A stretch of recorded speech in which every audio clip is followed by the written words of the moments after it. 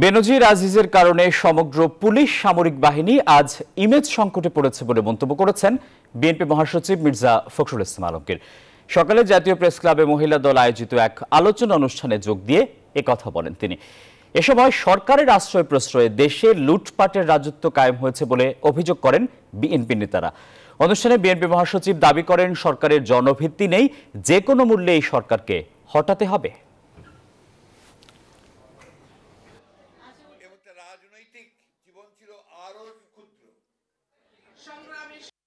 বেনজির নজিরবিহীন, মানুষের নজিরবিহীন দুর্নীতি। একই সঙ্গে সাবেক সেনাপ্রধান, তাকেও স্যাংশন দিয়ে দিয়েছে সাবেক সেনাপ্রধান। আরেকজন এমপি, তাদের তথাকথিত এমপি, তাকে কলকাতা নিয়ে গিয়ে টুকরা টুকরা বটি বটি করেছে। এই তো হচ্ছে চেহারা। এখন সেনাবাহিনীর অবস্থা কি? একটা ইনস্টিটিউশন হিসাবে তার সম্মান ইজ্জত কোথায় থাকে যখন তার সাবেক সেনাপ্রধানকে স্যাংশন দেয়?